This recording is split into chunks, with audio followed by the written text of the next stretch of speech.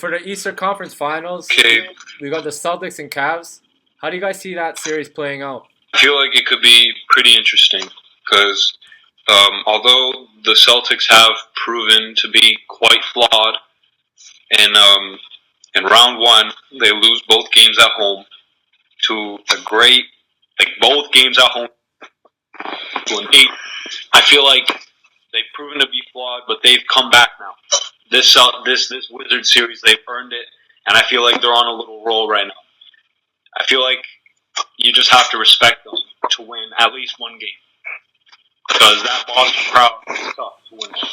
It's tough to win, and it just manifests itself because John Wall and the Wizards, they play spectacular at home. They're playing great transition defense. They're getting out and running. Everybody's hitting open shots.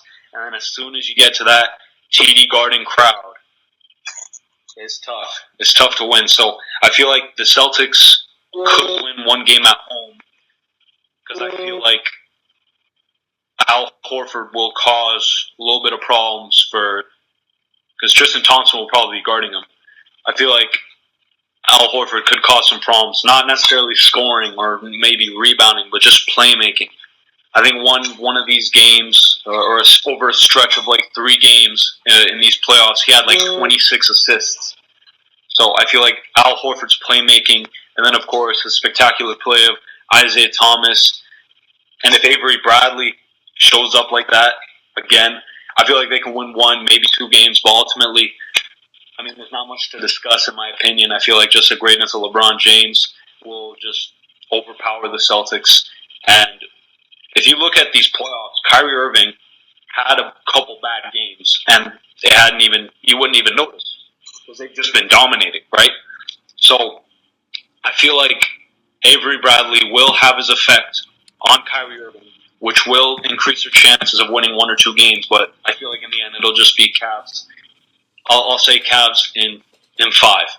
2004, it'll be a sweep. No disrespect to the Celtics or Celtic fans. And that man, LeBron James, is so deep. Stop him. It's like Kobe 08, 09, 010. When he is so deep into the playoffs and he is so hot. Because let's put this in perspective. Every series, the Pacers and the Raptors, LeBron averaged more than 30. Think about LeBron numbers. That's literally chase of literally 11, 12, 12, 13 all over again. That's just weird. He went back to back. And the first year, like, the way he's playing right now, and how, like, literally, think about how deep the Cavs are. Kyrie at your 1. Literally, every rally will slow him down, but literally, we've seen it. Kyrie, even on Kawhi Leonard, Kyrie gonna find a way to get his buckets. He's gonna find a way. That man has too many ways to score, left or right. So you can try to slow him down 1-2 plays. He's still gonna find a way to score. The man makes incredible tough shots. J.R. Smith. A lot of people are asleep on J.R. Smith. Like, this man can shoot the lights out. Like, literally, you can argue that man can literally shoot better than Klay Thompson at threes contested. The threes he makes, the man he's in the corner. He'll turn around and smack it. He is a tough 3-point shooter. LeBron got it into his mind to be a way better all-around player, and that's exactly what he made J.R. Smith from a player that literally was just straight offense. Then you got Kevin Love. Kevin Love, the way he's played this year, literally, now you're getting your value for Kevin Love a lot more on the offensive side.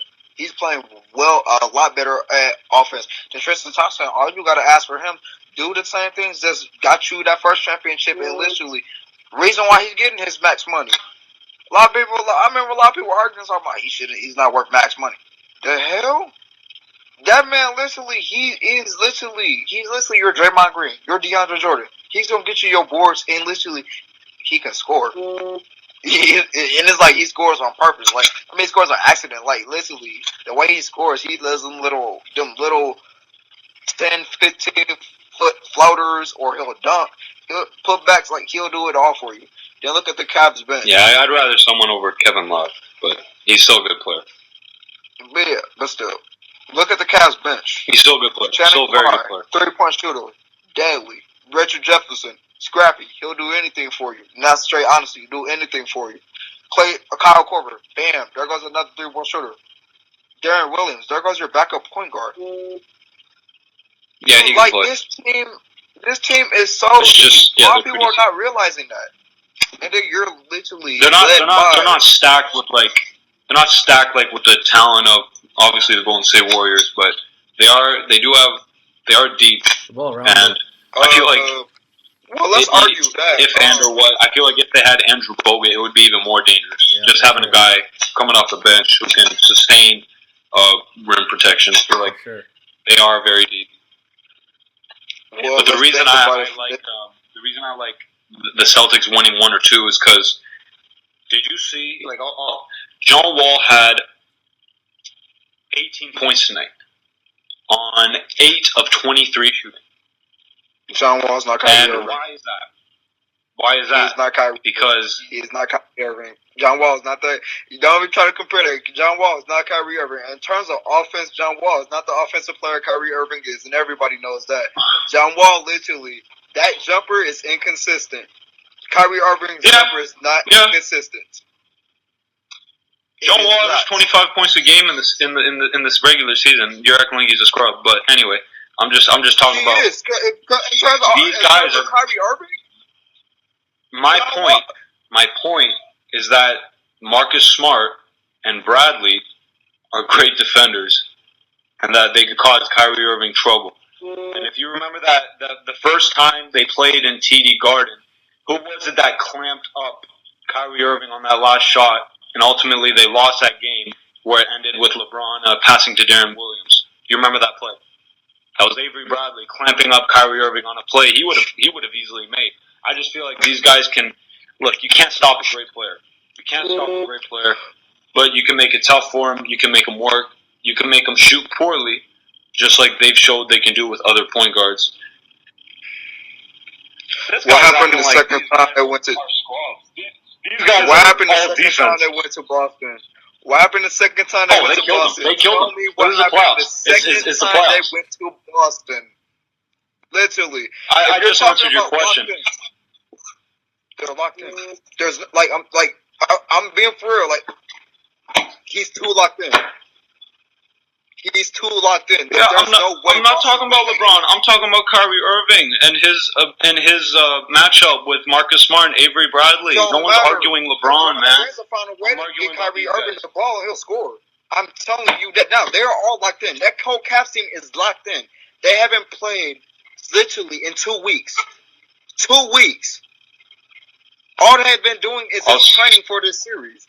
They are ready for it.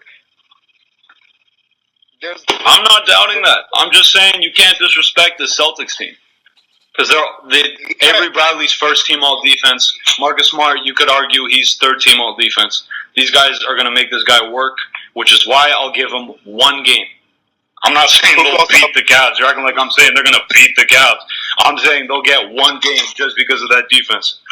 There better be 1 game, man, because that's just too boring. A freaking sweep through every single round, man. Are you kidding me? I just want them to compete. I want this to be competitive. It won't. It's so boring to watch. The reason why is because it's it's the way. It's weird. It's weird too. We're talking about it too, but it's just the way it is. The way LeBron plays, it's literally if he's playing so good. There's no way you will beat them. If that man is averaging more than 30 in this series, there's no way they are beating this team, even in 1 game. I don't know. It's weird. It's like when Kobe back in 09, 10. You're disrespecting the Celtics. 1 game? You can't give them 1 game. They're a number 1 seed. They're a number 1 seed. I tried to give the Raptors 1 game. I tried to give the Pacers 1 game. Damn. First of all, the Raptors were without Kyle Lowry for 2.5 games, which factored into that. Even though it probably wouldn't have made much of a difference, you could argue it played a decent factor into that. The Pacers are the Pacers, okay? And there's no argument there. That was a sweep from the time you heard they were going to play each other. But the Celtics, these guys, like I said, they started the playoffs looking like the worst number 1 seed in the history of the NBA. But then they earned their way back. They beat this legit Wizards team, which is why I'll give them 1 game. 1 game. I'll give them 1 game at home. I think they can win game 1 and lose the rest.